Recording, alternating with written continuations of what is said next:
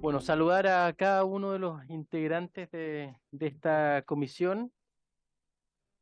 De manera solo temporal me va a tocar presidir la sesión del día de hoy. Me lo solicitó la presidenta titular, doña Catalina del Real. Bueno, vamos a dar inicio con que el acta de la sesión número 30 se da por aprobada por no haber sido objeto de observaciones y el acta de la sesión 31 queda a disposición de la comisión. El señor secretario nos va a dar lectura de la cuenta. La palabra, señor secretario. Muchas gracias, señor presidente. Muy buenas tardes, señoras y señores diputados. Se han recibido los siguientes documentos. Se ha recibido, señor presidente, un oficio de Su Excelencia el Presidente de la República, el cual retira la urgencia suma y hace presente la urgencia simple para el despacho del proyecto de ley que está actualmente en tabla. También se recibió un oficio del secretario general, quien comunica que en esta comisión la diputada Marta Bravo, que ya veo que está en forma telemática, reemplazará en forma permanente al diputado Luis Sánchez Josa. También se recibió un oficio del ministro de Energía, el cual informa sobre el cumplimiento de las disposiciones de la ley 21.015 sobre inclusión laboral, a propósito también del proyecto de ley que está en tabla. Se recibió una nota de la diputada Joana Ahumada, quien solicita se ponga en tabla los siguientes proyectos de ley. Una moción parlamentaria que modifica la ley 20.422, que establece normas sobre igualdad de oportunidades e inclusión social de personas con discapacidad, para incluir en dicha ley, en las credenciales del Registro Nacional de Discapacidad, elementos que resguarden la dignidad de las personas con trastorno del espectro autista. Y también una moción parlamentaria que también modifica la ley sobre inclusión laboral, para incorporar una definición de discapacidad psicosocial y resguarde la dignidad de quienes padecen trastornos del espectro autista. Y también se recibió una nota del ministro de Desarrollo Social y Familia, quien se excusa asistir a la sesión de hoy y señala que en su representación asistirá el jefe de la unidad jurídica del ministerio, Camila Astorga, que ya está presente, ¿sí?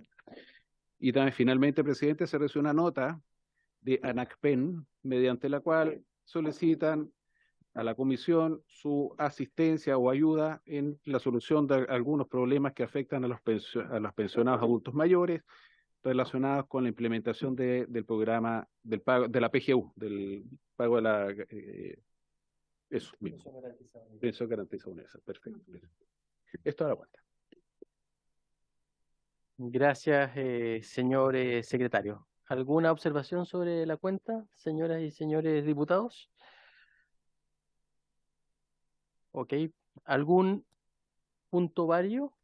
¿Alguien quiera manifestarse, expresarse? Marta Bravo, tiene la mano levantada. Bueno, antes sí de darle la palabra a la diputada Bravo, yo quería agradecer el trabajo del diputado Luis Fernando Sánchez, que nos acompañó durante todo el año pasado, y hoy día, por razones administrativas, le va a tocar integrar otra de las comisiones. Y por supuesto le damos la bienvenida a la doctora Marta Bravo. Sabemos que va a ser de mucha utilidad todos sus conocimientos en esta comisión, así que junto con la bienvenida le partimos dando la palabra. Diputada Bravo. Muchas gracias, presidente. Bueno, por su intermedio también agradecer la oportunidad de poder estar en esta comisión. Yo quisiera, si pudieran hacer algún resumen, no sé, más o menos de qué proyectos están discutiendo en este momento. Por ejemplo, lo que se mencionaba en relación al cambio de suma urgencia por urgencia simple, sería importante, a grosso modo, obviamente, bien rápido, no para afectar tampoco el ritmo que ustedes llevan, pero sí para más o menos estar al día. Y lo otro es que yo no sé si va a estar siempre la comisión en este horario, porque en este horario yo tengo comisión de salud también, entonces no sé si va a ser, de hecho en este momento estoy conectada en ambas partes, en ambos lados. No sé si siempre en este horario. cosa que no se me dijo anteriormente, por si acaso. Gracias. Gracias, diputada Bravo. A ver, bueno, respecto del tope horario, evidentemente lo vamos a tener que ver ahí con la bancada, porque efectivamente este es el día y la hora permanente de funcionamiento de esta comisión. Y claro, la idea es que este reemplazo se realice y se pueda materializar de manera efectiva, así que efectivamente lo vamos a tener que ver ahí en el comité para ver si usted se mantiene o hay otra persona que no tenga tope horario. Y respecto de su segunda observación y ya pasando a la orden del día, esta sesión tiene por objeto poder continuar con la discusión en particular, tanto de indicaciones parlamentarias y del colegislador, de los proyectos de ley refundidos, que son tres, en este segundo trámite constitucional, donde estamos introduciendo una serie de modificaciones al Código del Trabajo y otros cuerpos legales en materia de inclusión laboral de personas con discapacidad y asignación de pensiones de invalidez. Para este efecto, habíamos invitado al ministro de Desarrollo Social y Familia, Giorgio Jackson, o a quien se designe en su representación, y al director del Servicio Nacional de Discapacidad, Senadis don Daniel Concha Gamboa, o también a quien designe él en su representación.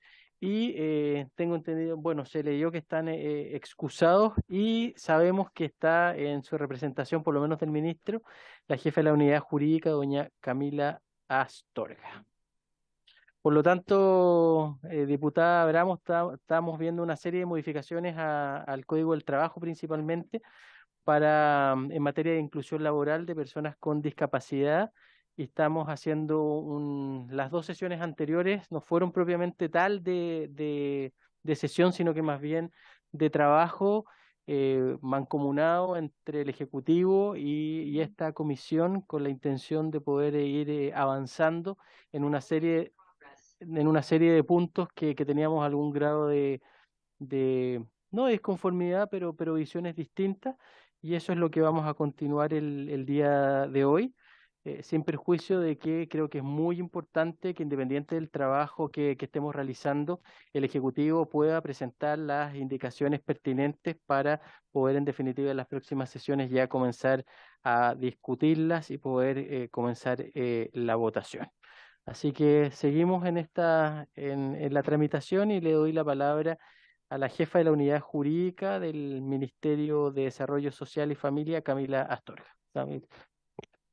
Perdón, antes que Camila, diputado Melo, la palabra. Gracias, presidente. Solo una consulta. ¿Vamos a votar entonces hoy o no? Ok. Y en cuanto, porque llevamos Sí. mucho tiempo en Sí, esto. a ver, es que por lo mismo yo lo planteaba. Yo creo que aquí podemos estar muchas más sesiones, pero acá en definitiva creo que es el propio Ejecutivo quien tiene que, de acuerdo al trabajo que se ha ido realizando estas últimas sesiones, hacer una proposición concreta de indicaciones. Y por supuesto lo voy a conversar con la presidenta titular para que ojalá esto se realice durante la semana con el objetivo de comenzar ya la discusión y la votación en la próxima sesión. Gracias, presidente. Doña Camila Astorga, la palabra. Buenas tardes, presidente, diputadas, diputados. Efectivamente, hemos tenido sesiones de trabajo con asesores, asesoras y parlamentarios para ir abordando algunas de las inquietudes que surgieron en esta comisión, en el debate en esta comisión, a partir de las indicaciones presentadas por el Ejecutivo en noviembre y a fines de enero. Ya, es a propósito del contenido de esas indicaciones que se nos ha solicitado profundizar en algunos contenidos, proporcionar más información a fin de justificar correctamente, ¿no es cierto?, cuáles son las motivaciones de las modificaciones al proyecto de ley que se están proponiendo desde el Ejecutivo.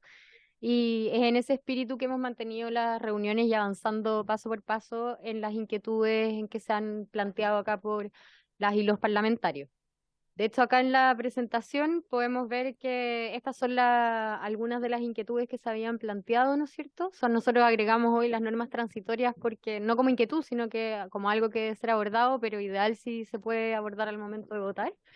Un primer tema que hemos abordado tanto en la comisión como en sesiones adicionales, o sea, no sesiones, sino que reuniones adicionales, el esquema de sanciones para el sector privado. Ahí se aclararon bastantes dudas, ¿no es cierto? Y se llegó con los asesores y parlamentarios que asistieron a esas instancias a una propuesta que desde el Ejecutivo recogemos y estamos trabajando en las indicaciones, haciendo el chequeo con los otros ministerios del sector, en este caso en particular el Ministerio del Trabajo y la Dirección del Trabajo son voces particularmente importantes en ese diseño, pero se recogen las ideas de fondo para la construcción de una propuesta. Ayer nos reunimos también para conversar sobre las medidas alternativas de cumplimiento, en particular el régimen de donaciones, y despejamos bastantes dudas, pero quedaron algunos elementos por definir. Hoy día nos acompaña en la sesión, está conectada ahí Nicole Romero. Ella es la jefa de la División de Cooperación Público-Privada, que ya estuvo presente en una sesión anterior acá de manera presencial acompañando al ministro.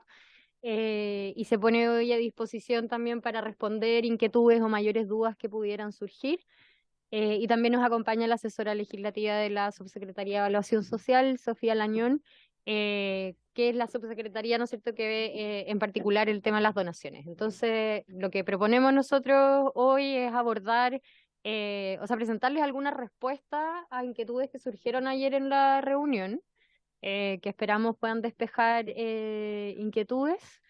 Y luego pasar también a los elementos estructurales de una propuesta que estamos trabajando desde del Ejecutivo para abordar con mayor fuerza el tema del incumplimiento en el sector público, y las debilidades de fiscalización y las posibilidades de sanción, que son temas que han aparecido acá en la sesión. Entonces, si les parece, podemos retomar el asunto de las donaciones. Acá, esta parte de la presentación, la mayor parte ya la tiene la Secretaría. Solo incluimos hoy alguna información adicional para dar respuesta. Acá, solo para recordar, está la composición del Consejo de Donaciones, no me voy a detener, pero importante señalar que son autoridades o quienes designan en su representación, y aquellas que están por las asociaciones, fundaciones y la sociedad civil son electas entre las mismas organizaciones que están en el registro de donaciones. Ayer explicamos, quizás detenerme en esto un segundo porque me parece un punto importante para que quede quizás en el debate. Nos detuvimos un segundo a explicar cómo funciona el proceso de la postulación de proyectos y el otorgamiento de financiamiento, ya a partir del sistema de donaciones establecido como una medida alternativa de cumplimiento a la cuota del 1%.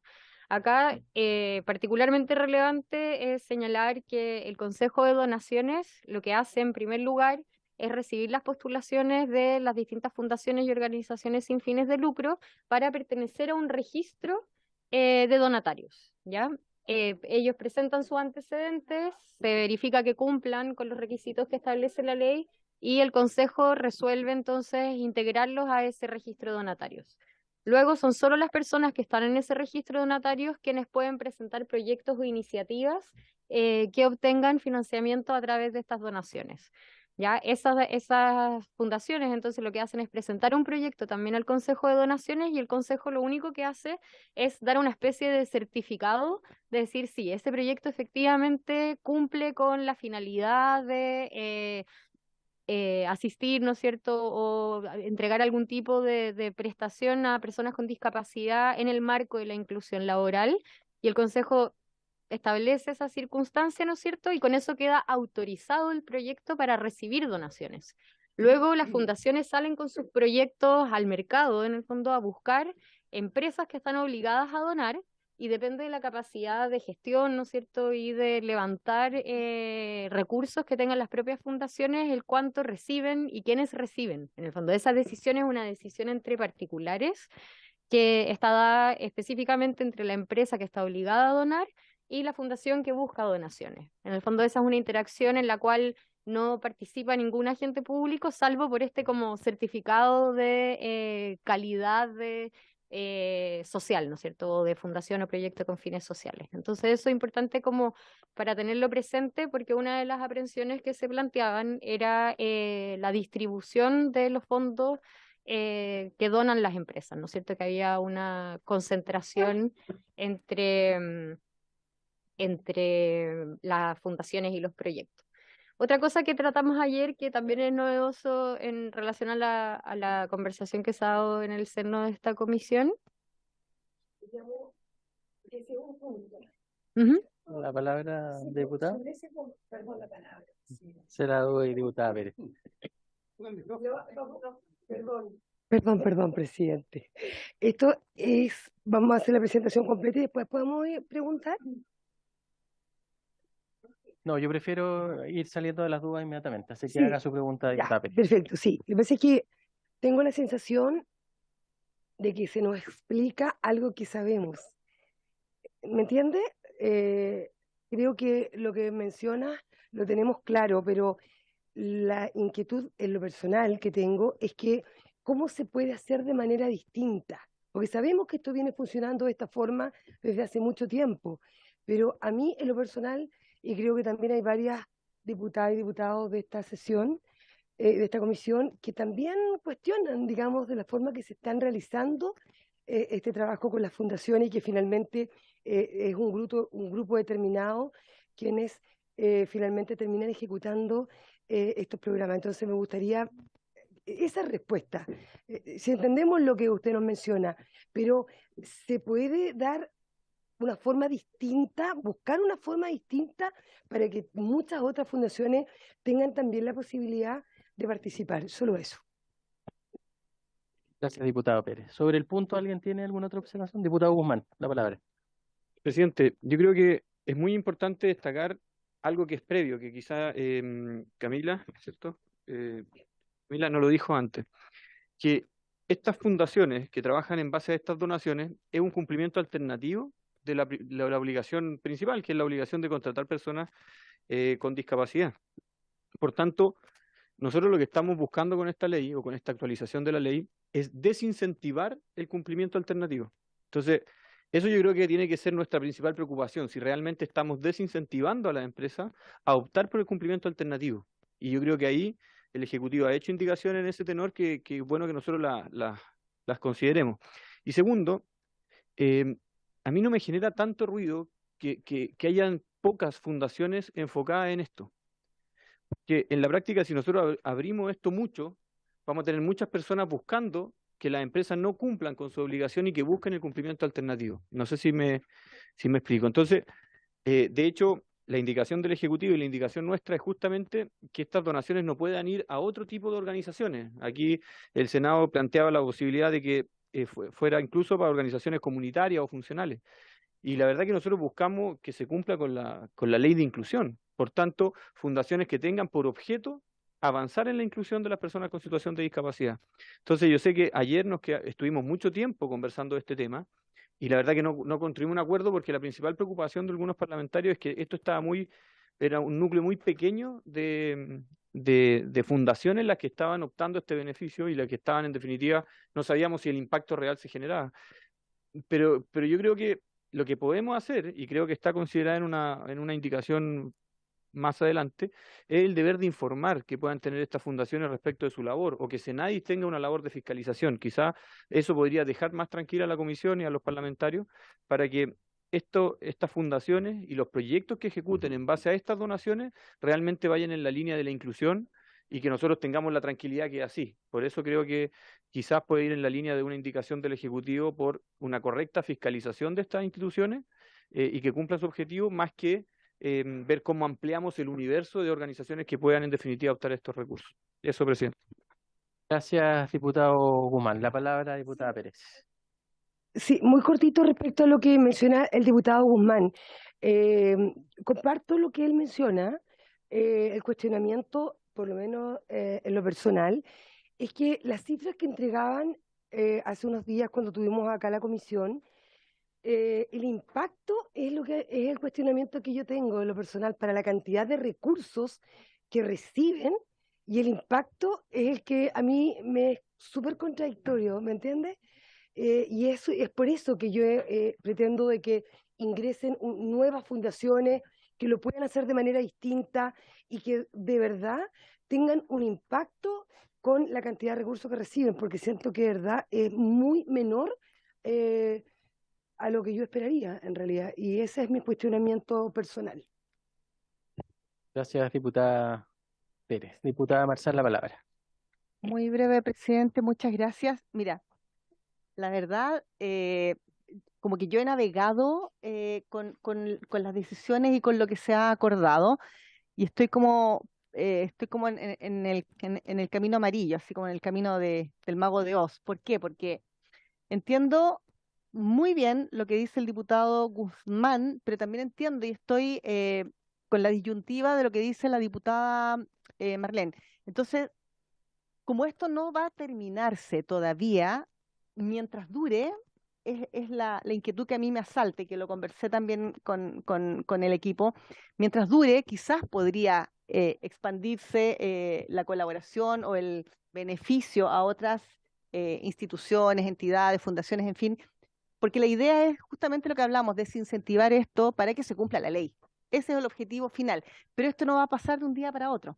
Entonces, cuando las cosas están claras o en un transitorio, en alguna propuesta concreta, y esto tiene un tiempo prudente o determinado, sí quizás ahí me hace sentido que esto que se pueda en el fondo repartir la torta como de manera más equitativa, sabiendo que esto no es el objetivo principal, sino que es el otro. Entonces, ahí me quedo como entre estas dos aguas, que me parece que sería igual, para no seguir con ese hábito con lo que está en el fondo, que nosotros estamos reclamando o nos está inquietando, con esta cantidad de plata versus el desequilibrio que hay en la inserción concreta, poder quizás, si es un tiempo, 1 año, 2 años, 3 años, lo que dure, quizás prorratear o repartir o diversificar de manera más justa quizás, ¿ya?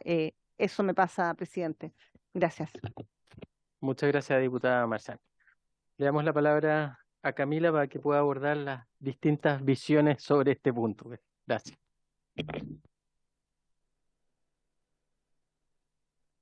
Ay, sí. Gracias, presidente. Antes en lo acelerada se me olvidó decir que me acompaña hoy María Pilar Iturrieta, de parte de Senadis. Ella es jefa de la División de Defensoría de Inclusión. ¿Dije bien esta vez? Bien. Así que con ella hemos estado presentes en estas sesiones y trabajando y abordando las distintas inquietudes.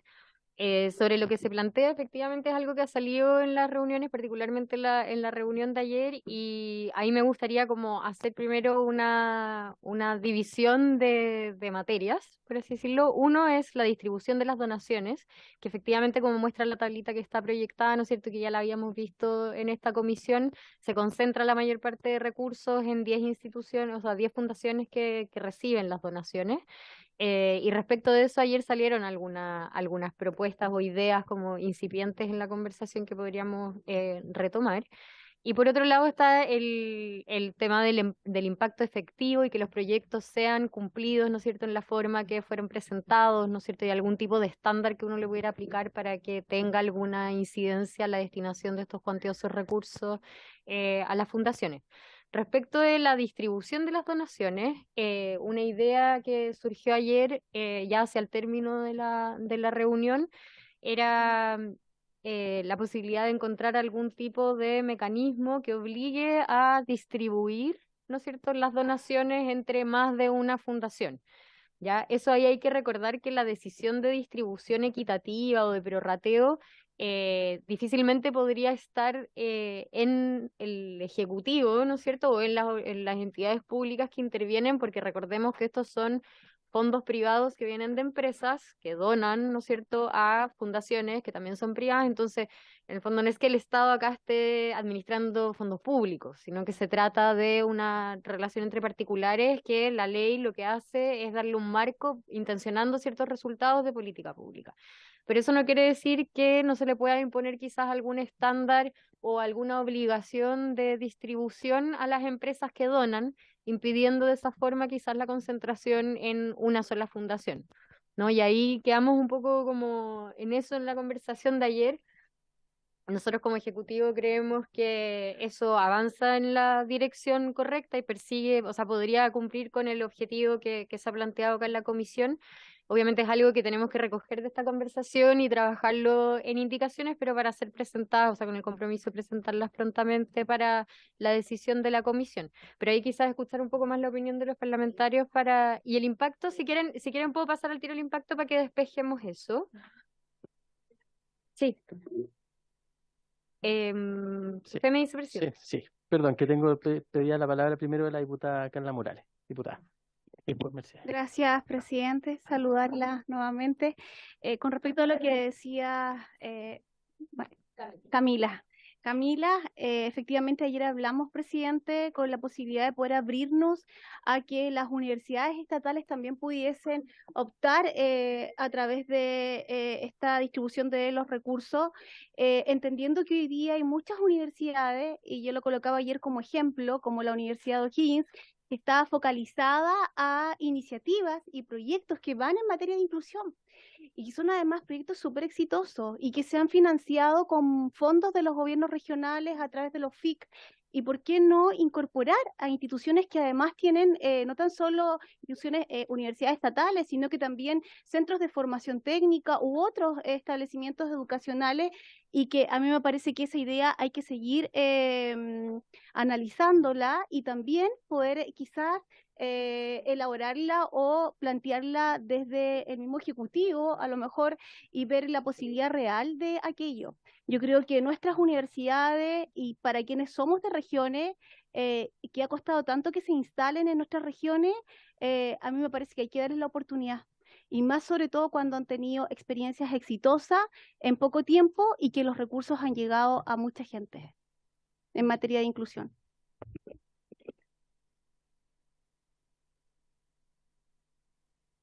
Yo iba a hablar en la misma dirección. Ayer se habló al final de la sesión de la conveniencia de que estos fondos se destinaran exactamente a proyectos que tengan una eficacia en la preparación y en la capacitación real de las personas discapacitadas. Y veíamos que las universidades, sí estatales, pero también podrían ser incluso privadas, y los institutos de formación técnica que tienen la experiencia y la expertise en capacitar gente, también puedan tener proyectos exitosos. En la Universidad de O'Higgins, decía la diputada Morales, yo decía la Universidad de Talca también tiene proyectos, y así todas las universidades a lo largo del país.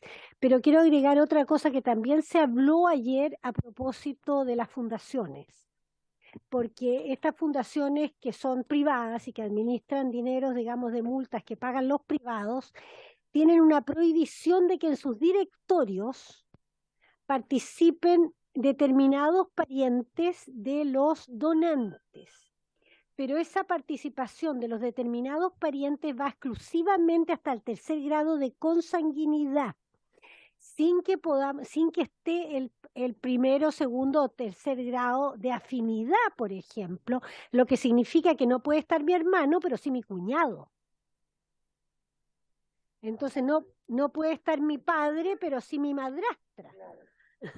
Entonces, claro, no mi hija, pero sí mi yerno. Entonces, en el fondo, finalmente, perdona, es la familia. Y eso es así, evidentemente. Entonces, me parece que ahí también hay una deficiencia, si bien no está en la ley, pero están los reglamentos y en las...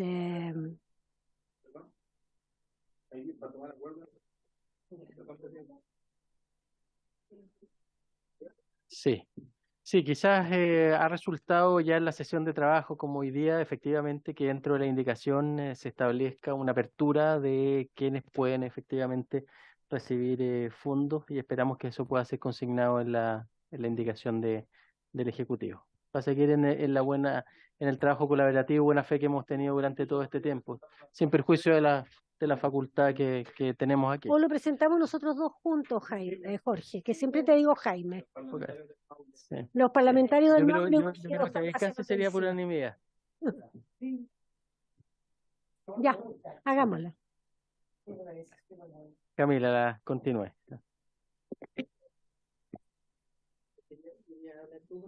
Gracias, presidente. Sí, le voy a pasar la palabra a Pilar, que va a agregar algunos argumentos y también... y- Sí, perdón, presidente. sí. Le damos la palabra a doña María Pilar Iturrieta en representación de SENADI. La palabra.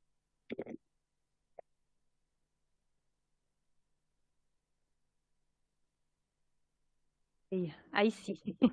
Ya, muchas gracias, muy buenas tardes.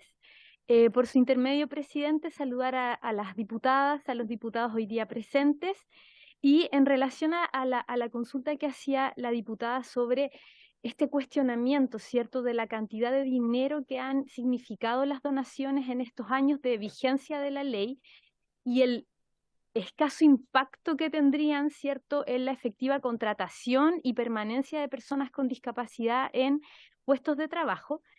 Queremos hacer una precisión en relación a las indicaciones que el Ejecutivo ha presentado.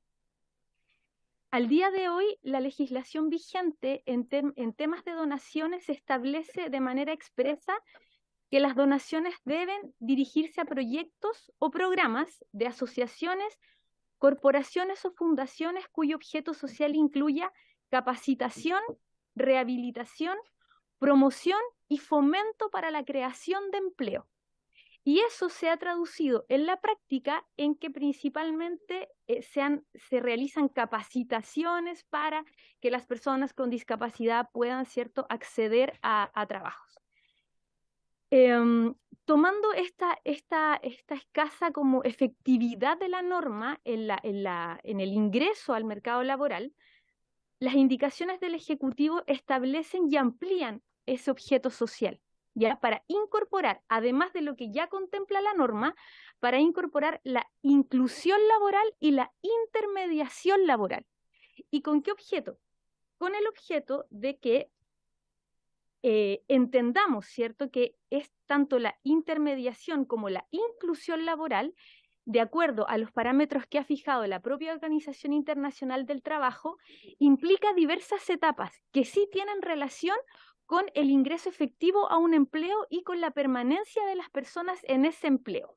Así, de acuerdo a los parámetros que ha establecido la OIT, en un documento que también podemos hacerles llegar si ustedes lo estiman pertinente, establece, ¿cierto?, que el proceso de inclusión laboral puede incluir distintas etapas, entre ellas, y de manera bien somera, el contacto y asesoramiento a empresas, la identificación de puestos de trabajo, la valoración y selección de candidatos o candidatas, la inclusión a partir de la contratación, lo que significa apoyar al trabajador en el desempeño de las competencias genéricas y específicas, y apoyar también a la empresa, que debe prepararse, ¿cierto?, para recibir a este nuevo trabajador o trabajadora.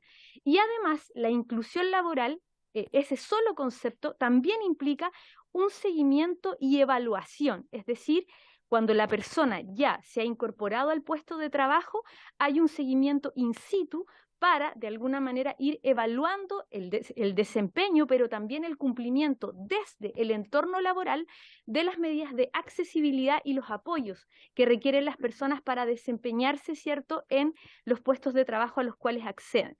Por lo tanto, creemos que esta indicación es muy relevante para redirigir y reforzar los proyectos vinculados a donaciones, ¿ya? En el sentido de que también, de manera expresa, en caso de aprobarse, por supuesto, la indicación, podamos abordar y reorientar la postulación de proyectos a lo que debemos entender por inclusión laboral e intermediación laboral. E incluso esos conceptos pueden también quedar definidos a nivel reglamentario, ¿ya? De hecho, esta ley o este proyecto de ley, en el evento de que se apruebe, ¿cierto?, va a significar a su vez una adecuación y actualización de los reglamentos tanto para el sector público como para el sector privado, y desde ese sentido entonces se puede también comprometer una definición expresa a nivel reglamentario de lo que debemos entender por intermediación e inclusión laboral, con el objeto de fortalecer los proyectos en esa línea, ¿cierto? Y de esa manera buscar que se garantice la efectiva incorporación de las personas con discapacidad al mundo laboral cuando se utiliza esta medida de cumplimiento alternativo, que no hay que perder ese foco también. Eso era lo que quería señalar. Muchas gracias, María Pilar. Doña Camila, continuemos. Dip-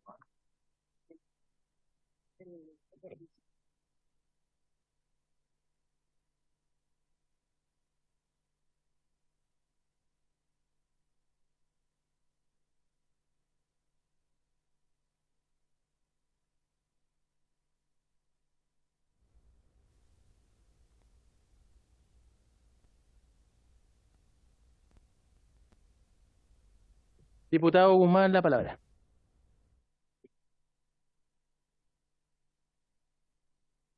No quiero enredar mucho, pero comparto y estoy a favor de lo señalado por el Ejecutivo respecto a inclusión laboral e intermediación laboral. De hecho, quizá estaba pensando cómo poder hacerlo más explícito, así como lo ha explicado, qué comprende intermediación laboral y qué comprende inclusión laboral, porque como tú lo explicas, yo creo que le da mucho sentido a las donaciones a través de las fundaciones, o sea, que vayan dirigidas a esto, a buscar la intermediación, a la colocación, etcétera. Y pensaba, quizás debiese existir un reglamento que justamente se haga cargo de las donaciones. Estaba revisando el 157 bis del texto actual, que hace referencia a un reglamento, pero tengo la duda que si esto está en ese reglamento en alguna parte establecido o sería bueno que nosotros dijéramos explícitamente que un reglamento va a regular la forma en que, o los proyectos que van a poder estar afectos a estas donaciones. No sé si... Gracias, diputado Guzmán. La palabra a María Pilar. Efectivamente, al día de hoy, esta ley de inclusión laboral tiene dos reglamentos. Uno, que es el decreto 64 para el sector privado, donde se regulan las temáticas vinculadas, ¿cierto?, a las empresas obligadas y a los mecanismos de cumplimiento alternativo, entre ellos las donaciones, ¿ya? Y está el decreto 65, que es con el mismo objeto, pero para el sector público, ¿ya?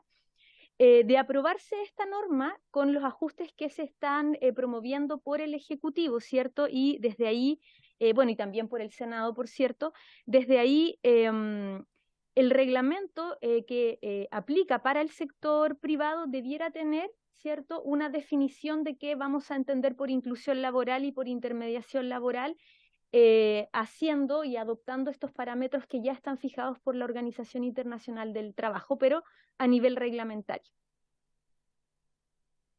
¿Resuelto el punto ahí, diputado Guzmán? Bien. Camila. Ahí sí. Gracias, presidente. Bueno, para continuar y abordar este mismo punto sobre cuáles son los impactos que tienen realmente estos proyectos, hoy día trajimos información adicional para explicar cómo funciona hoy. ¿Ya? Las instituciones que no cumplen con los porcentajes mínimos de inserción laboral y permanencia, el Consejo no aprueba los proyectos a futuro de dicha institución. ¿Ya? Esto es una decisión que se adoptó recientemente por parte del Consejo, en el fondo, sin esperar a una legislación que evidenciara el problema y la necesidad de adoptar este criterio, ¿no es cierto? En la sesión extraordinaria el 26 de enero del 2023 se adoptaron estos criterios y se estableció que tanto al momento de postular un proyecto, ya como también el estándar que debiésemos perseguir, como el estándar mínimo en el fondo de las intervenciones ejecutadas, es que un mínimo del 25% de las personas beneficiarias de esos proyectos debiese tener una inclusión laboral efectiva y además un 50% de ese 25%, ¿no es cierto?, una permanencia laboral de mínimo 9 meses. ¿Ya? Eso se estableció de oficio por el Consejo, se tomó un acuerdo, lo podemos compartir con ustedes el acta de la sesión extraordinaria, y ahí ya se establece una forma de aplicarle este criterio de inclusión laboral efectiva a los proyectos sin perjuicio de que hoy, como bien explicaba Pilar, la ley, el Código del Trabajo, ¿no es cierto?, no establece que los proyectos deban tener ese objetivo y eso es algo que se persigue por el Senado y el Ejecutivo reafirma en las indicaciones.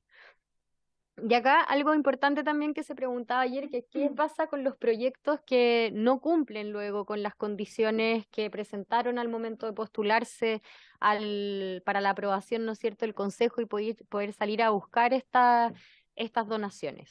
Ya, acá lo que se establece en la ley, y ahí están las normas y en el reglamento, ¿no es cierto? Si no cumplen con lo establecido en el formulario de postulación del proyecto, el ministerio lo que puede hacer es eliminar a esas fundaciones el registro, ya, del registro de donatarios que les permite recibir, ir a buscar estos financiamientos, ¿no es cierto? Y acá están las causales para ser retirados de ese registro y entre ellas está el no haber cumplido, perdón, las obligaciones impuestas por la donación recibida o haber destinado los dineros a donaciones a fines que no están comprendidos en los proyectos, haber hecho un mal uso, ¿no es cierto?, de hechos con sanción penal, ahí como se puede ver en la letra C. Y haber sido sancionado también por un tribunal competente en caso de tener un tratamiento discriminatorio, ¿no es cierto?, hacia las personas beneficiarias de esos programas. Entonces, esto es una preocupación que se planteaba ayer, que hoy está cubierta en la legislación, está cubierta tanto para quienes incumplen los proyectos y el Consejo hasta a partir de enero, ¿no es cierto?, está aplicando este criterio de incidencia efectiva de los proyectos que buscan la inclusión laboral, lo que también nos permite como ver que ya estamos avanzando en la dirección correcta. Y ahora, si me permite, presidente, respecto de algunas dudas que se planteaban respecto de cómo podemos entonces dar financiamiento a otras instituciones que hoy no están contempladas en la ley, ¿no es cierto?, pero que busquen o propendan a este fin. Me gustaría darle la palabra a la jefa de la División de Cooperación Público-Privada de la Subsecretaría de Evaluación Social, lugar donde está radicada la Secretaría Técnica del Consejo de Donaciones Sociales, si me lo permite. Nicole Romero, perdón. Sí. La palabra, Nicole. Muchas gracias, presidente. No sé si me escuchan bien. Perfecto. Ya, fantástico, muchas gracias. Con respecto a las dudas que se plantean con ampliar la cantidad de organizaciones que puedan eventualmente recibir donaciones, es importante señalar que la medida alternativa en relación a las donaciones se llevan adelante de acuerdo a lo que dice la ley de donaciones con fines sociales, la 19.885, que establece claramente qué tipo de organizaciones pueden recibir donaciones. Y las organizaciones que pueden recibir donaciones son todas aquellas constituidas conforme a las normas del título 33 del libro 1 del Código Civil. Por lo tanto, las universidades, como se plantea como sugerencia, no podrían ser beneficiarias de estas medidas alternativas de estas donaciones, a no ser que las universidades crearan una fundación bajo este título para poder ejecutar proyectos e iniciativas que promuevan, colaboren con la inclusión laboral de personas con discapacidad. Y además a eso sumarle que para entrar al registro donatario de esta ley de la 21.015, las organizaciones tienen que acreditar experiencia en inclusión laboral, tienen que acreditar haber logrado inclusión laboral de personas específicas, y eso es parte de los requisitos para poder ingresar al registro de donatarios, justamente para poder de alguna manera asegurar que hay conocimiento, que hay experiencia y que las iniciativas que se van a presentar apunten en la dirección correcta, porque no es lo mismo trabajar por inclusión laboral que generar iniciativas para personas con discapacidad que pueden ser de distinta índole, desde temas de cuidado, de educación, incluso de talleres laborales que no necesariamente apuntan a la inclusión laboral. Entonces, son uno de los requisitos que se le pide a las organizaciones. Y por último, señalar en relación a los comentarios con respecto a la concentración de estas donaciones, solo recalcar que esto sucede en todas las leyes de donaciones. Incluso en la ley de donaciones con fines sociales, culturales, existe una concentración de las donaciones en muy pocas organizaciones. Entonces aquí en realidad hay un problema más bien estructural de la capacidad que tienen las organizaciones, de cómo se distribuye el capital social, digamos, para poder acceder a estas donaciones. Por lo tanto, no es solo ampliar el número de organizaciones, porque eso no garantiza que las donaciones se distribuyan. Donde hay que mirar es cuál es el mecanismo de redistribución de esas donaciones para que efectivamente puedan llegar a la mayor cantidad de organizaciones, que no pasa por tener más organizaciones en el registro de donatarios necesariamente. Eso nada más. Muchas gracias. Muchas gracias. Diputada Marzán.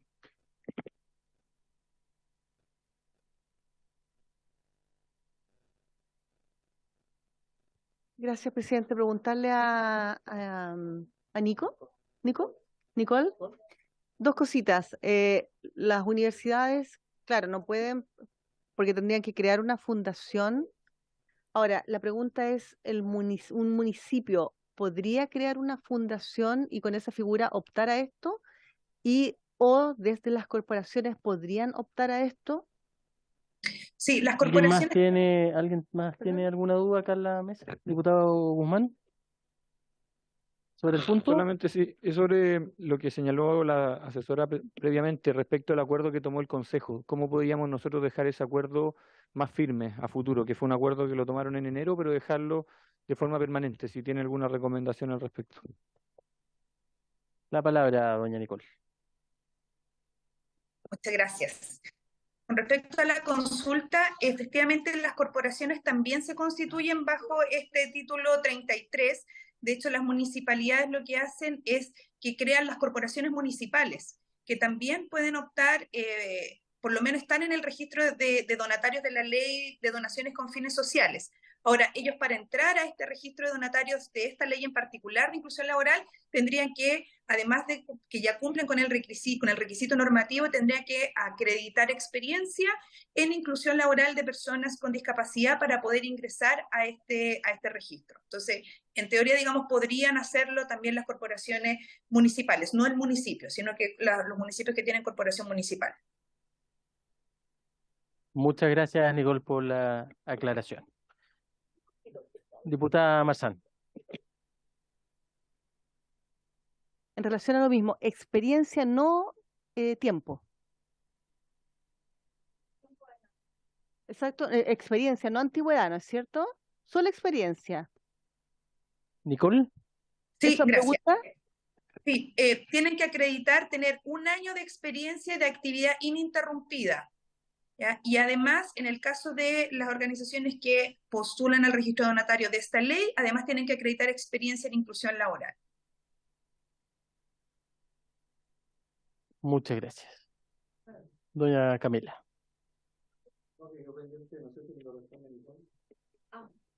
Sí, sobre Camila. Gracias, presidente, por su intermedio. Creemos que es posible establecer en la ley un criterio, eso sí, no es aconsejable hacerlo con porcentajes específicos, ¿no es cierto?, para no rigidizar, pero se puede, por cierto, establecer un criterio que hoy es aplicado por el Consejo de Donaciones en la ley. Y ahí, quizás para ir avanzando también, nosotros en las indicaciones proponemos un inciso final. En ese artículo está la página 8 del comparado, donde se hace referencia al reglamento que regula precisamente estas formas de cumplimiento alternativo y lo que debe establecer ese reglamento o tratar. ¿Ya? Acá en la propuesta se establece que el reglamento determinará los objetivos, requisitos y características que deberán cumplir los proyectos y programas de asociaciones, corporaciones o fundaciones para percibir donaciones conforme a lo establecido en este artículo. Entonces, nosotros acá conversando con Pilar, pensamos que podríamos recoger el criterio del Consejo sin establecer guarismos específicos, ¿no es cierto? Y señalar que entre esos requisitos se deberá considerar algún nivel de cumplimiento, no sé, o sea, de inclusión efectiva de personas con discapacidad. Podríamos trabajar en una propuesta en ese sentido. Muchas gracias, Camila. Continuamos, tenemos algunos otros. Sí. Siguen su presentación, por favor. Gracias, presidente. Voy a compartir nuevamente pantallas, que no quería.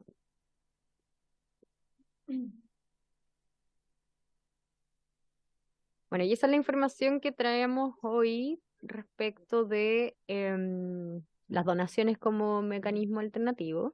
Y otro de los temas que estaban pendientes y habían surgido en la comisión, ¿no es cierto?, era el nivel de cumplimiento, la fiscalización y sanciones en el sector público. Acá nosotros creemos que es importante, en primer lugar, relevar cuáles son todas las obligaciones que tiene el sector público en la materia, ya para dar cumplimiento a la ley de inclusión laboral. Existe la obligación de selección preferente, que está en el 157 bis en el inciso primero. Luego está la reserva legal, que está en el 1%, ¿no es cierto? Y el Senado aumentó ese guarismo al 2%, y nosotros hacemos una propuesta de norma transitoria para avanzar paulatinamente esa exigencia, ¿no es cierto? Poniendo el foco en dar cumplimiento al 1% hoy.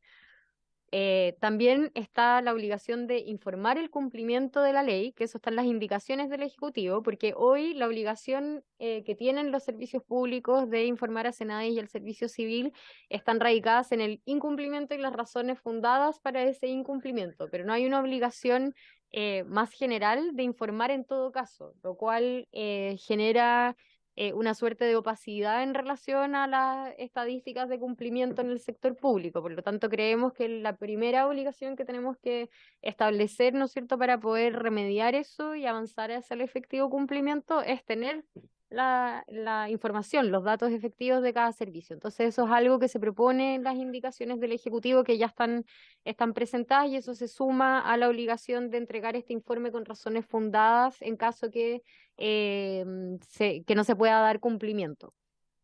Además está la obligación de establecer a una persona como gestor o gestora de inclusión en las distintas reparticiones e instituciones, esto imitando, ¿no es cierto?, lo que ya se hizo para el sector privado, con el fin de que las instituciones puedan adoptar políticas y también generar una cultura organizacional, ¿no es cierto?, específica a cada organización, no algo genérico, para poder avanzar en la efectiva inclusión.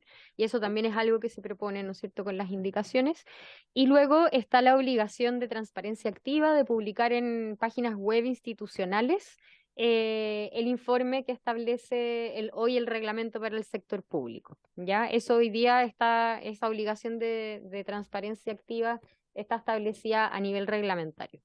Entonces, para efectos de clarificar la redacción y darle más fuerza a todas estas obligaciones, pensábamos desde el Ministerio y junto con Senadis que podríamos buscar una redacción alternativa donde estas obligaciones quedaran sumamente claras para luego poder hacer aplicable también con mayor correlación, ¿no es cierto?, las consecuencias que se siguen en el ordenamiento jurídico del incumplimiento de las obligaciones que recaen sobre un funcionario o funcionaria que es jefe de servicio.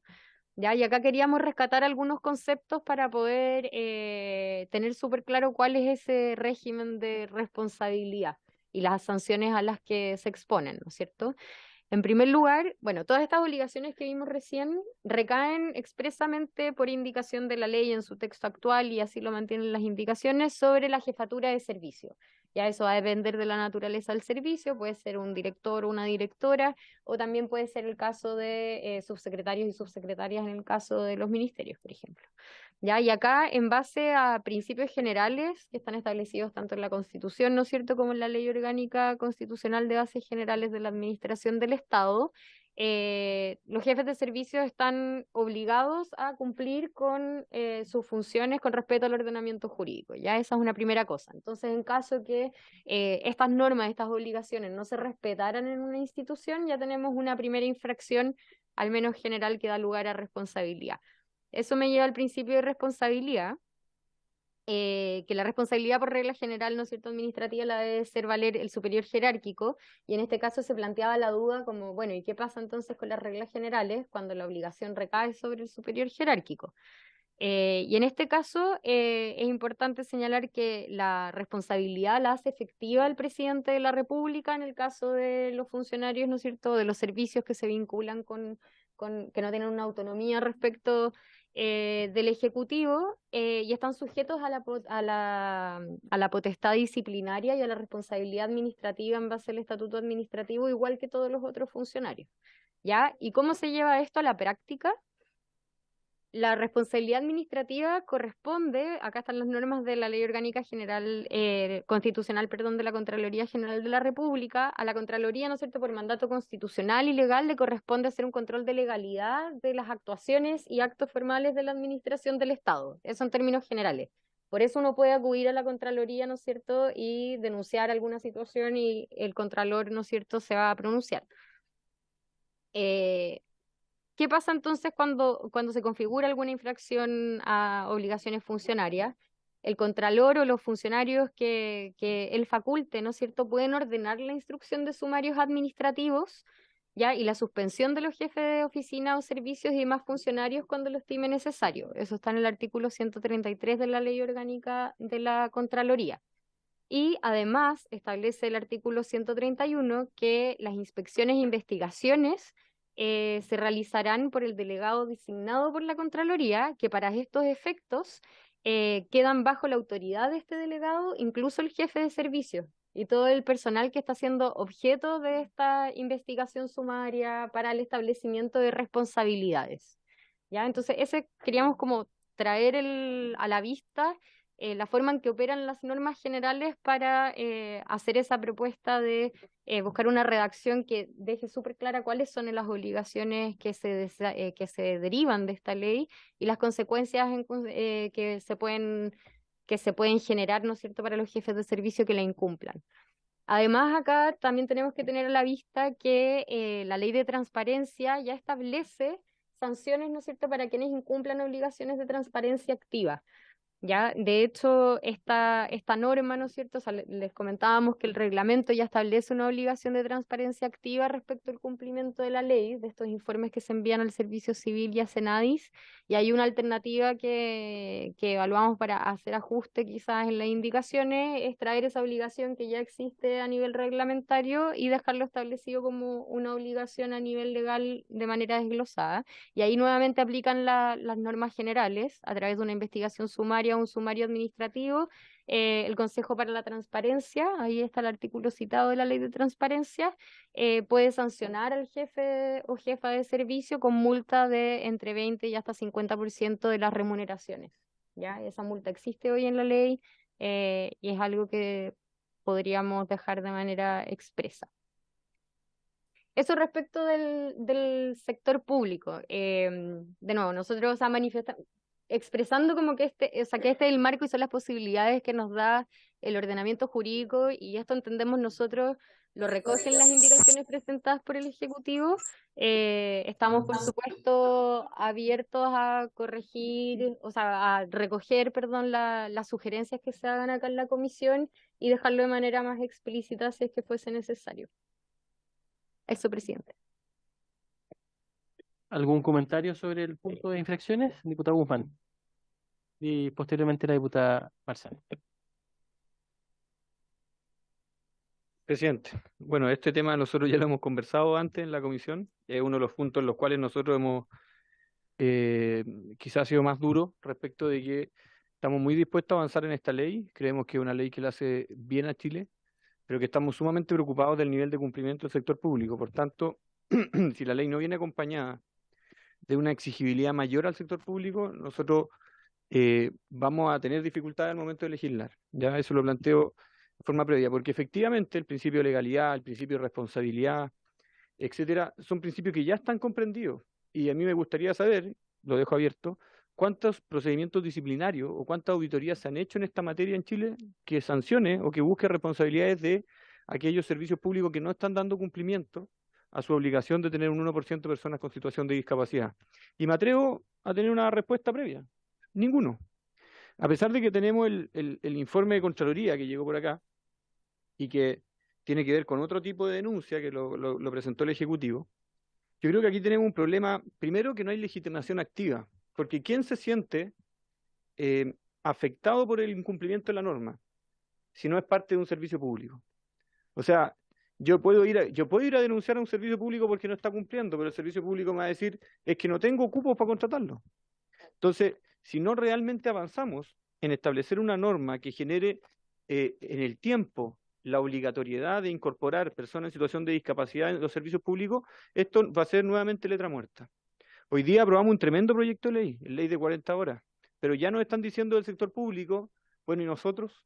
A mí me escribieron funcionarios de los hospitales, funcionarios de los servicios de salud, y todos los que no van a tener el derecho a las 40 horas. ¿Y quién es el empleador? El sector público. Entonces, al menos en inclusión, nosotros hicimos una propuesta de indicación que se la entregamos al Ejecutivo, que espero que ojalá la puedan perfeccionar, no es necesario tomarla de forma literal, pero que en la práctica establece dos cosas. Una, la obligación, y que quede en forma explícita la responsabilidad y la sanción asociada a aquellos servicios públicos que no informen y aquellos servicios públicos que contraten sin considerar el porcentaje de discapacidad sin una razón fundada. Y además que en los futuros aumentos de dotación, que es algo que pasa en los servicios públicos todos los años cuando hacen su solicitud de aumento de presupuesto, siempre solicitan aumentos de dotación. Que en eso se considere, cuando se otorgue el aumento de dotación, la necesidad de ir cumpliendo con la cuota de discapacidad. Esa fue un poco la indicación que nosotros presentamos, que la podemos compartir con el resto de la comisión para que la tengamos en el chat, pero es una indicación que en definitiva debe ser presentada por el Poder Ejecutivo por lo que implica, de caso contrario sería inconstitucional. Entonces, la tarea hoy día la tiene el Ejecutivo y espero que podamos avanzar en ese sentido. Gracias. Gracias, diputado Guzmán. Diputada Marzán, la palabra.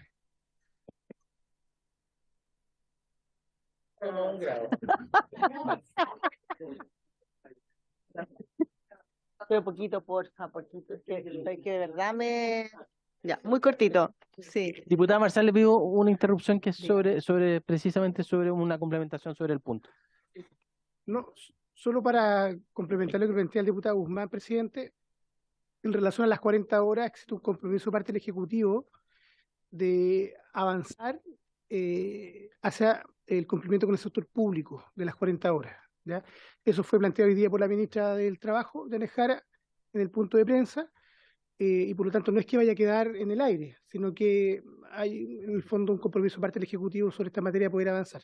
Solo quería plantear ese tema, y yo espero y comparto con la preocupación en términos de que este proyecto de ley en particular, incluso laboral, no quede en letra muerta y efectivamente cumpla con su propósito. Eso, presidente. Gracias, diputado Gómez. La palabra, diputada Marzán.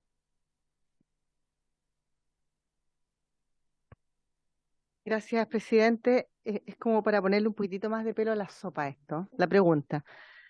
Si esta ley aplica a las Fuerzas Armadas y de orden y a instituciones como el Congreso, y de ser así, ¿quién fiscaliza al Congreso, por ejemplo?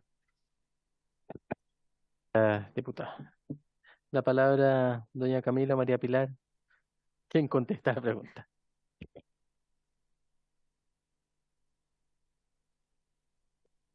Gracias, presidente, por su intermedio al diputado Guzmán. Efectivamente, recibimos esa propuesta y la estamos tomando como base para trabajar en el sentido que les comentábamos recién, como dejar esto súper claro en la norma y que no quepa duda que es una obligación que debe ser cumplida. Y Pilar puede responder la pregunta. Pilar, la palabra. Ahí sí. Bueno, en relación a la consulta sobre los organismos autónomos, efectivamente la ley de inclusión laboral establece que estos organismos estarán obligados pero sí tienen la potestad, dada su naturaleza autónoma, de dictar su propio reglamento para hacer efectivo el cumplimiento de la norma. Eso es lo que existe hoy en relación a los organismos autónomos que no forman parte de la administración central del Estado. Eso como respuesta. ¿Y cómo podemos saber si cumplen con la ley? Diputada Marzán, con micrófono. ¿Y cómo podemos saber entonces si cumplen con la ley, por ejemplo, acá mismo en el Congreso? Porque sí tenemos trabajadores y trabajadoras que son parte de un trabajo inclusivo, pero no sabemos exactamente si se está cumpliendo con la ley. Yo creo que sería importante saberlo, eso, y transparentarlo. Y el tema también que surgió a raíz, presidente, y que yo creo que es bien interesante y tiene relación con lo que decía el diputado Guzmán y el diputado Melo, que y me cambia un poquito el proyecto 40 horas, que es un muy buen punto de partida y que a raíz de eso van a surgir muchas inquietudes por resolver. De hecho, el proyecto, la ley ya de autismo, cuando habla del permiso laboral para ir a estar con niños, niñas, adolescentes en etapa escolar que tengan crisis y tengan alguna urgencia, y surgieron también inquietudes que están por resolverse. Vamos a ir a Contraloría, vamos a ir tenemos reunión con la Dirección del Trabajo, y que si bien por criterio uno podría pensar que sí los incorpora, hay que dejarlo bien establecido para que no haya problemas futuros con los trabajadores y trabajadoras. Eso en relación, pero también saber qué pasa con las Fuerzas Armadas y de orden y qué pasa con el Congreso. María Pilar. Complementar, sí. En relación, bueno, con respecto a los organismos autónomos, por ejemplo, específicamente el caso del Congreso, la consulta puede hacerse vía interna, ¿cierto? No es necesario que haya como una entidad por sobre el Congreso para poder levantar esa información, por lo tanto, de la propia comisión podría hacerse la consulta, por ejemplo, a ambas cámaras, por ejemplo. En el caso de las Fuerzas Armadas, sí, se establece expresamente en la ley, voy a dar lectura porque es muy breve, dice, ya, yo no leo bien de lejos, pero en el caso de las Fuerzas Armadas, Fuerzas de Orden y Seguridad y Gendarmería de Chile, la obligación establecida en el inciso anterior, que es la cuota del 1%, ¿cierto?, de selección, considerará solo a su personal civil, ¿ya? Eso en cuanto al tipo de función que se puede realizar, pero en ningún caso significa que son entidades que están exentas del cumplimiento de la ley, ¿ya? Y ahí se está proyectando también la norma que hace referencia expresa a organismos como el Congreso Nacional y otras entidades de tipo autónomo. Claro, que son los propios órganos los que tienen que dictar normas necesarias para el cumplimiento de las disposiciones contenidas en la Ley de Inclusión Laboral. De alguna manera, lo que se ha hecho por estos organismos autónomos es replicar en su normativa interna el texto del decreto 65 que rige para el sector público, en lo que les resulte pertinente de acuerdo a su naturaleza, pero se han basado en esa normativa.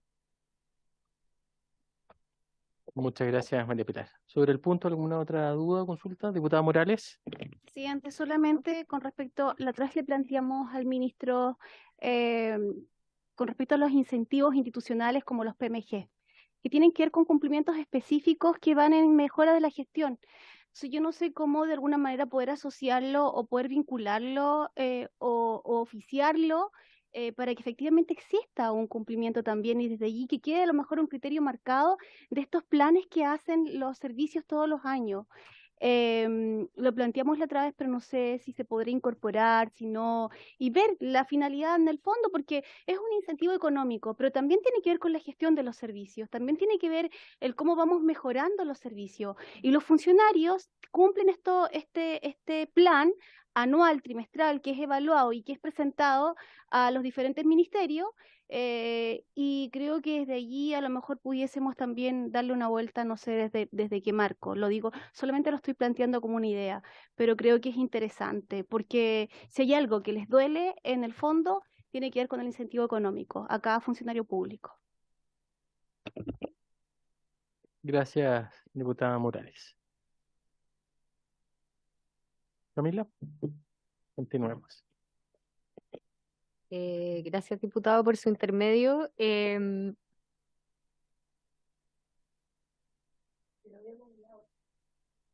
Claro, sí, decirle y responderle a la diputada que efectivamente se salió en sesiones anteriores, es algo que se está considerando en la propuesta del Ejecutivo, solo hacer presente a esta comisión sin con esto dar una respuesta respecto de la propuesta, que en el fondo establecer incentivos económicos para el cumplimiento de una obligación legal.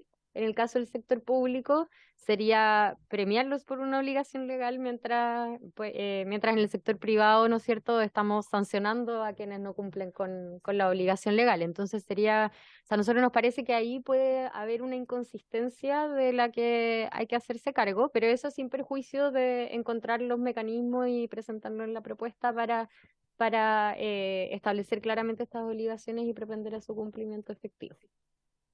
Diputada Pérez, la palabra. Gracias, presidente. Muy cortito, respecto a lo mismo que mencionaba la diputada Carla Morales, el tema no es premiar con un incentivo económico a quienes cumplen. Acá el tema es castigar con el tema del PM, ¿verdad?, a quienes no cumplen, que es muy distinto, porque se puede, si tú lo mencionas, que es incentivar con un dinero, digamos, con recursos, igual a mí me parece que si esto es una ley se debería cumplir, pero más que premiar es castigar a quienes no cumplen, ¿me entiendes? Como para hacer la precisión solamente. Claro, claro, pero como para precisar. Gracias, diputada Pérez. María Pilar. Ya. Sí, en relación al cumplimiento en el sector público, quisiéramos igualmente destacar dos temáticas que están contenidas en las indicaciones y que creemos que de alguna manera van a permitir orientar o fortalecer más bien el cumplimiento de esta normativa en el sector público. Porque, ¿qué ocurre el día de hoy? Tenemos vigente esta ley de inclusión laboral, ¿cierto? Como ustedes saben, para el sector privado y el sector público, pero esta ley cuando entra en vigencia no se hizo cargo de dos barreras literales que existen hoy para el ingreso de personas con discapacidad al sector público. Y al existir barreras vigentes, por supuesto que la norma, ¿cierto? Su cumplimiento se torna prácticamente imposible y a lo imposible nadie está obligado. ¿Cuáles son estas barreras? Primero, tiene que ver, ¿cierto?, con el requisito de tener enseñanza media que se exige en el estatuto administrativo, en el estatuto de funcionarios y funcionarias municipales y en el estatuto de asistentes de la educación, para el ingreso, ¿cierto?, a cualquier cargo público regido por estas normas estatutarias. Como ustedes bien saben, muchas personas con discapacidad, no la totalidad, pero sí un porcentaje importante, cursan su educación en escuelas especiales y por lo tanto, al egresar de estas escuelas, per se, por solo esa situación, quedan fuera porque no cumplen con el requisito de tener el título de enseñanza media que se otorga a través de las escuelas regulares. Esa es una barrera que hoy está vigente y que obsta, por supuesto, al ingreso de personas con discapacidad al sector público y que estas indicaciones buscan hacerse cargo para homologar, ¿cierto? Quien egrese de escuelas especiales va a tener, o se va a entender más bien, que su título, su certificado se homologa al requisito de egreso de enseñanza media de acuerdo a la normativa que establece el Ministerio de Educación, ¿ya? Eso es una temática que creemos relevante porque es muy complejo centrar, ¿cierto?, los esfuerzos en solo el cumplimiento de la cuota, pero no hacernos cargo de las barreras que obstan a ese cumplimiento. Podemos avanzar. Página 11. Sí, también. Claro. Este es el de la Secretaría, en todo caso. Pero aquí lo que podríamos hacer están como las modificaciones al estatuto, luego las modificaciones, porque van abordando. Claro. Ya.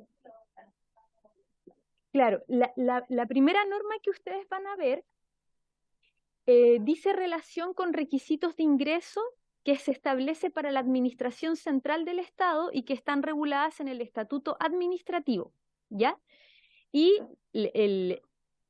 claro, luego esa misma norma vinculada a homologación de estudios se replica para estatuto municipal y para asistentes de la educación, porque son normas de la misma naturaleza, ya donde hay la misma razón, tiene que existir entonces la misma disposición y por eso se modifican estos tres cuerpos legales en el mismo sentido. Y hay otra barrera que también es muy compleja cuando se aborda la discapacidad y que tiene que ver con el requisito de salud compatible para el cargo, ¿ya? Y aquí nos enfrentamos con los paradigmas que han existido en nuestro país para abordar la discapacidad, porque históricamente la discapacidad se ha hecho sinónimo de una enfermedad, de una patología, de algo que se padece y que por lo tanto significa o puede significar, ¿cierto?, que la persona con discapacidad no tiene salud compatible para el cumplimiento de un cargo de una función pública. Y eso también ha significado que por la sola discapacidad las personas quedan fuera o se ven impedidas de ingresar a la administración del Estado.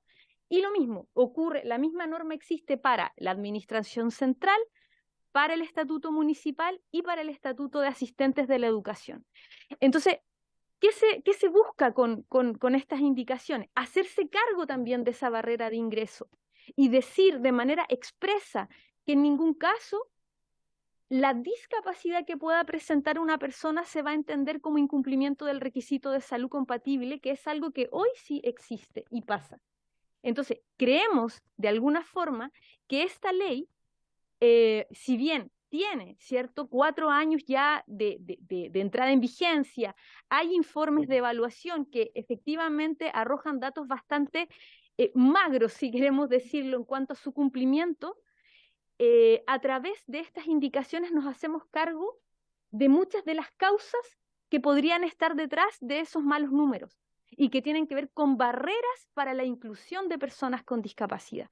Por eso también nuestro interés como ejecutivo es poder poner el foco en esas barreras y ojalá lograr, ¿cierto?, que a través de esta modificación legislativa podamos eliminar esas barreras de acceso y de alguna forma, ¿cierto?, dar también un margen para evaluar cómo esta ley comienza a cumplirse sin esas barreras, añadiéndole además el gestor o gestora de inclusión, que es otra de las iniciativas que se contemplan en las indicaciones para el sector público, que es algo que hoy no existe. Por eso creemos importante también focalizar, ¿no es cierto?, por supuesto que en la fiscalización, porque entendemos que la ley no puede ser letra muerta, pero también creemos que es importante hacernos cargo de las barreras de ingreso, que entendemos que pueden estar obstaculizando hoy la efectiva contratación de personas con discapacidad en el sector público y por lo tanto entregando una causal suficiente de excusa a quienes están llamados a cumplir la ley, que son los jefes y jefas de servicio. Muchas gracias, María Pilar. Diputada Morales, diputado Guzmán. Oye, yo valoro estas indicaciones que, bueno, vienen del proyecto del Senado, también fueron recogidos y estamos a favor de ellas. Pero yo quiero insistir en el punto que hay que establecer responsabilidades y sanciones en forma explícita en la ley. ¿Y por qué? Porque hay una norma transitoria que nos tiene que hacer ruido a todos. La norma transitoria establece que el aumento del guarismo del 1 al 2% está condicionado al 80% de cumplimiento de todos los obligados a cumplir con esta norma. Eso incluye sector privado o sector público. O sea, si el sector público no cumple esa cuota de 80% y no tenemos cómo presionar ese cumplimiento, sin perjuicio de lo que señala la asesora en cuanto a que vamos a ir viendo cómo sacar estas trabas va a ir mejorando la inclusión, va a ser letra muerta. Por tanto, yo insisto en la necesidad de que la norma tiene que tener una sanción explícita para aquellos que no informen, para aquellos que informen en forma parcial sin justificar, o para aquellos que estén contratando gente y que en definitiva sigan contratando sin considerar el 1% de inclusión. Porque, insisto, y creo bueno, estoy convencido que es así, que el sector público tiende a no respetar sus propias normas, ¿ya? Como no tiene una fiscalización constante, tiende a no respetarla. Entonces, yo solamente insistir en eso al Ejecutivo, que se tome esa indicación o la puedan perfeccionar, pero que en la práctica quede una norma que haga exigible al sector público esta obligación. Gracias, diputado Guzmán. Continuemos. Gracias, presidente. Bueno, precisar que entre las páginas 11 y 27 del comparado de la Secretaría, todas las indicaciones se refieren precisamente a remover estas barreras que mencionaba Pilar en la Administración Central, en el Estatuto Municipal y en el Estatuto de Auxiliares de la Educación, y también a remover aquellas excusas que podrían poner en riesgo hoy la continuidad laboral de personas que caen en una discapacidad sobreviniente, por ejemplo. ¿Ya? Una de las causales para declarar vacantes los cargos en la administración pública es tener una salud incompatible con el cargo, y muchas veces quienes experimentan algún shock, ¿no es cierto?, algún tipo de accidente o circunstancia en la vida que da lugar a una discapacidad sobreviniente, se asemeja a eso también, similar a la lógica que explicaba Pilar, para definir que entonces se incurre o sea, se configura la causal para declarar vacante el cargo y por lo tanto la persona pierde o podría perder, ¿no es cierto?, su trabajo. Eso también se remueve a través o se precisa en el fondo, que no es lo mismo la discapacidad sobreviniente que la salud incompatible a la que se refiere la causal de vacancia.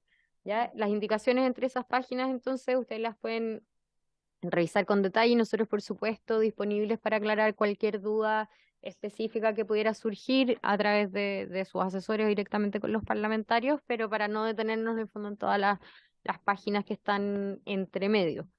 Em, Diputada Bulnes. Todo este tema, una cuestión que es más bien general, no solamente para la incapacidad sobreviniente, pero en el Código del Trabajo es una causal, digamos, digamos, especialmente gravosa el despido cuando está relacionado con discriminación por razones de salud. Entonces, en el fondo, en el estatuto administrativo nos queda ese resabio de la salud incompatible con el cargo, que en el Código del Trabajo y respecto a la empresa privada resulta ser una prohibición de despido.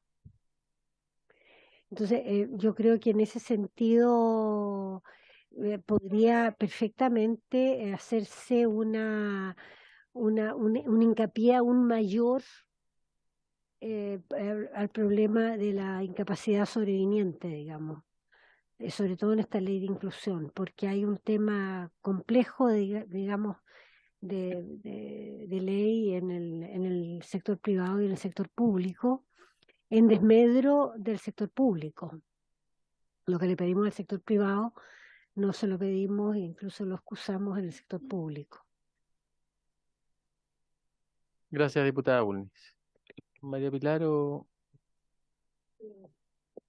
En relación a lo que señala la diputada, bueno, comentar que la ley 20.609, conocida como Ley Zamudio, ¿cierto?, que establece medidas contra la discriminación, modificó diversos cuerpos legales y entre esos también el estatuto administrativo para establecer de manera expresa la prohibición de discriminación por cualquier categoría sospechosa de discriminación que establece la propia ley Zamudio.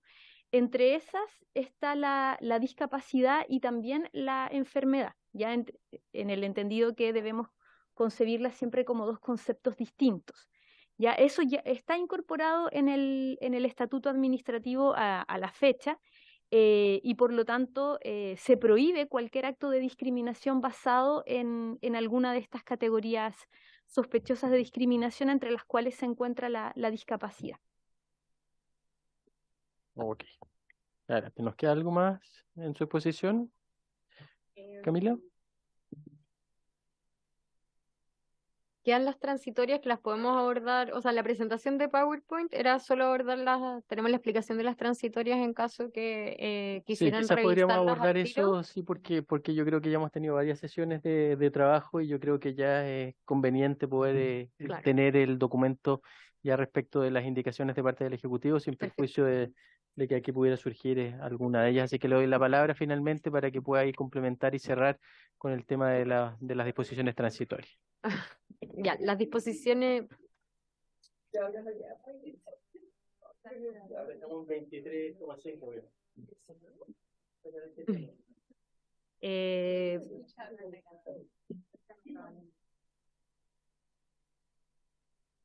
Por su intermedio, presidente, las disposiciones transitorias las pueden encontrar a partir de la página 38 del transitorio, esa del comparado, perdón, para que las vayan revisando. Y yo voy a proyectar la presentación y le doy la palabra a María Pilar para que las aborde en detalle.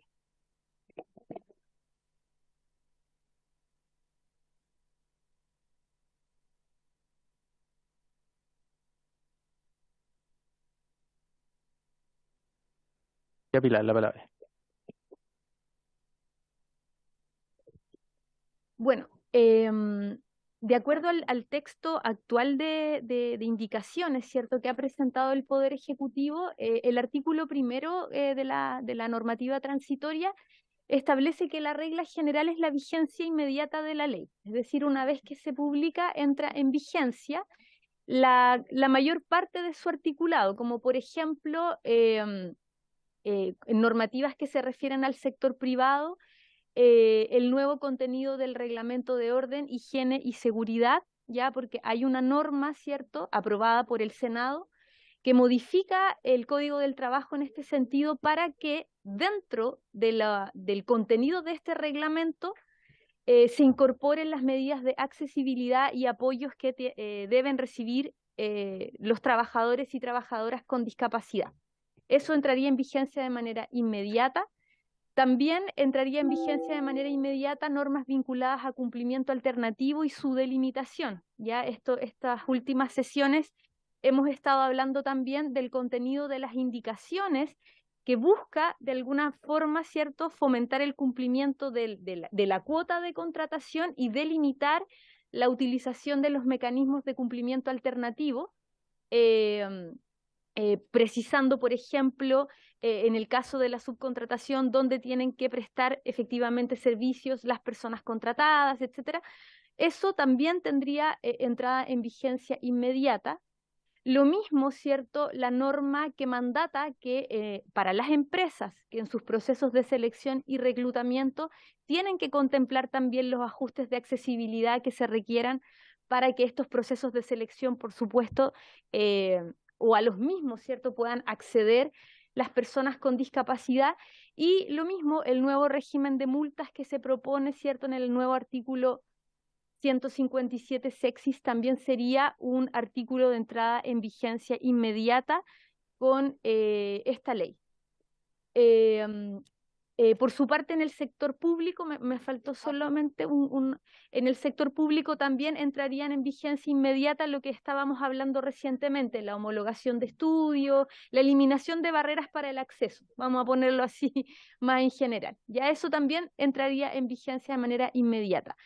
La gran excepción a la vigencia inmediata, que ya lo mencionaba el diputado Guzmán, tiene que ver con el aumento de la cuota, ya del 1 al 2%, que como ustedes saben es una norma que se aprobó durante el primer trámite en el Senado, y dado también las críticas que han surgido, no en torno al aumento del guarismo, sino que en torno al efectivo cumplimiento del guarismo actual, se establece, se propone como mecanismo de vigencia diferida que este aumento de cuota va a hacerse efectivo a partir del primer día del mes de enero del año siguiente al envío de un informe por los ministerios incumbentes, que es Ministerio del Trabajo, Desarrollo Social y Familia y Hacienda, que acredite que el cumplimiento de la cuota de contratación del 1% está en un nivel de cumplimiento del 80%, tanto en el sector privado como en el sector público, ¿ya? Señala también esta norma transitoria que para estos efectos el informe que constate el estado de cumplimiento de la cuota tiene que ser elaborado y comunicado a las comisiones que se precisan tanto de la Cámara como del Senado, ¿ya? Esa es la principal excepción en cuanto a la vigencia inmediata de la ley, y ahí que por supuesto estamos llanas a poder discutirla y analizarla acá junto con la comisión.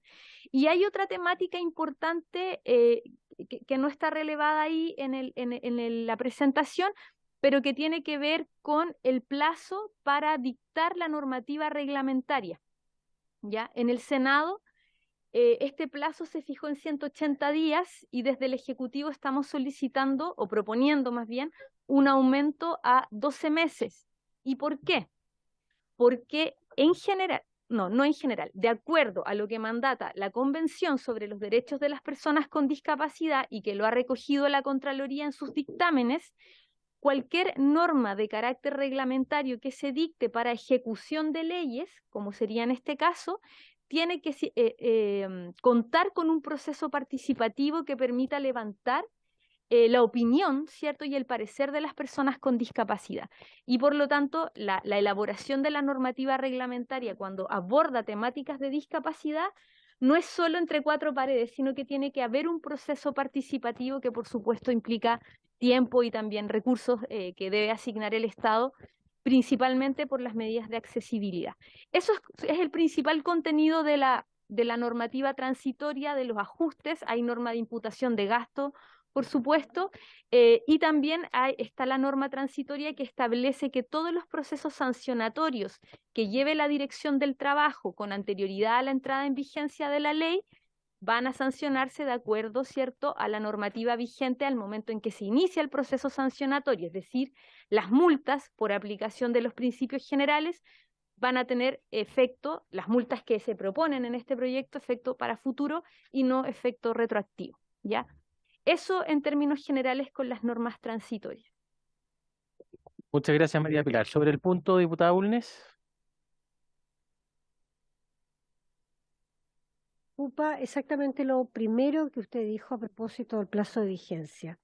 Porque si decimos que se harán efectivas a partir del primer día del mes de enero del año siguiente al envío de un informe de los Ministerios del Trabajo, etcétera, etcétera, que acredite el cumplimiento de la cuota del 1%, estamos pisándonos la cola directamente. Porque si ese informe se demora, porque se demora el cumplimiento del 80%, estamos pateando, por así decirlo de una manera bien popular, el inicio de vigencia de la norma a que se esté cumpliendo en la cuota del 1%, lo que puede ser ad eternum. O sea, no estamos fijando un plazo, sino estamos excusando el plazo o previendo una excusa para cumplimiento del plazo, que eso me parece preocupante. Gracias, diputada Bulnes. Diputado Guzmán. Un poco tratando de dar respuesta a lo señalado por la diputada Bulnes, yo creo que esa conversación nosotros la tuvimos en algunas comisiones, que por qué estábamos con la disposición de avanzar a un 2% si ni siquiera estábamos cumpliendo el 1%. Entonces el objetivo de esa norma transitoria, que después el Ejecutivo nos dijo que de hecho el aumento del guarismo no era una propuesta del Ejecutivo, sino que nació del Senado. Entonces yo creo que en esa coherencia está bien esta norma transitoria, que en definitiva nos preocupemos de que se cumpla con el 1% para poder hacer exigible el 2%. De lo contrario, vamos a entrar en una lógica de aumentar el guarismo sin hacernos cargo del tema de fondo. Eso, presidente, después para cerrar una... Gracias, diputado Guzmán. Diputada Marzán, la palabra.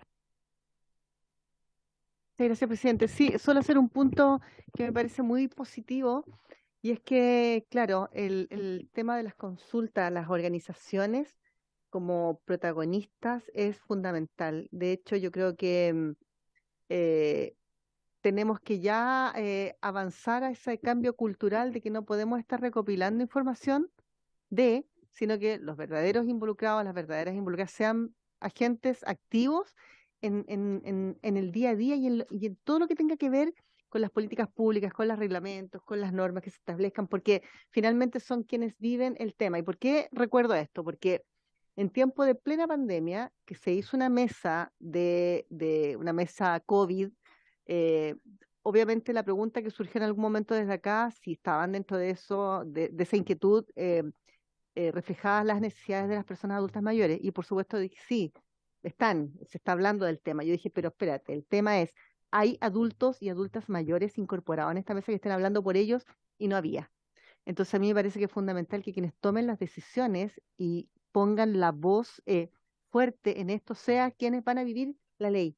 Entonces me parece perfecto, así como también tenemos en la ley TEA más de 120 organizaciones que van a estar trabajando con el Ministerio de Salud, con el Ministerio de Educación, para todas las bajadas que tengan que ver posterior a la ley. Eso es increíble, porque yo creo que nos vamos a sorprender de escucharlos en primera persona, y porque además eso nos va a abrir un abanico mucho más importante y quizás también a veces no tratado y no puesto en la mesa de las necesidades y las demandas propias de las personas con discapacidad. Gracias, presidente. Gracias, diputada Marzán. ¿Algún comentario final antes de terminar la sesión? Diputada Morales. Me quedó la duda del tiempo. ¿Cuánto fue? ¿Fue un año lo que mencionó? Que no me acuerdo. ¿Reglamento? ¿Sí? Sí, ¿Cuánto fue? 12 meses. Ah, ya. Y antes, porque antes 180 días. Sí. Claro, lo que estamos indicando es propuesta, sí. Ya. Gustavo Guzmán. Presidente, solo para cerrar, yo creo que es justo agradecer la instancia, de verdad que estas 3 sesiones que hemos tenido ha permitido aclarar varios aspectos de la ley, hemos llegado a harto acuerdo, y nos ha servido para tener una mirada conjunta respecto a este proyecto y cómo lo podemos mejorar. Solo, presidente, queda pendiente, me imagino que para la próxima sesión, la propuesta respecto a multas, donde el Ejecutivo escuchó las apreciaciones de los parlamentarios, el tema de cómo reforzar el cumplimiento de parte del sector público. Yo creo que al menos son dos de las apreciaciones que quedaron aquí en la mesa, y la propuesta que vamos a hacer junto con Mercedes, Carla y todos los parlamentarios, de cómo dejamos más claro el tema de a quienes no se les puede donar, el vínculo que puede existir entre fundaciones que reciben la donación y empresas que donan. Y eso, presidente. No sé si hay algún otro tema para yo llevarme también bien clarito para la próxima sesión. Gracias, diputado Guzmán. Diputada Bulnes. Yo entiendo lo que dice el diputado Guzmán en el sentido que si no se cumple el 1%, mal podemos exigir, pero sí un plazo no puede quedar sujeto al cumplimiento, porque si no estamos con un plazo que no existe. La condición el cumplimiento de una condición que solo depende de la voluntad de quien tiene que cumplirla, se tiene por no escrito. Eso es así en la ley, digamos, porque si... porque estamos, no, porque en realidad sí, se puede cumplir, pero depende de la voluntad del que tiene que cumplir. Entonces, si depende de la voluntad del que tiene que cumplir, no hay condición. Entonces, Sí, claro. me parece que siendo muy atendible lo que dice el diputado Guzmán, hay que aclarar, un plazo tiene que ser un plazo cierto. Sí. O Gracias, una diputado. condición que no dependa de la voluntad de cumplirla. Claro. No sé cómo, pero es un tema que a mí me parece... Sí. Gracias, diputada Bulnes. Sí, quizás pudiera ir con un deberá dictar el reglamento una vez cumplido el 80% del No, pero 1%. una vez cumplido no sabemos, ellos no lo cumplen. No, claro, pero eso no depende del Ejecutivo. No, si depende del Ejecutivo el cumplir el plazo del 80%. Sí. O sea, del área pública. Sí. Sí, Sí. depende del... Bueno, ahí tratemos de buscar una reacción, pero es atendible el punto de la diputada. Sí. Sí. Palabras al cierre, doña Camila.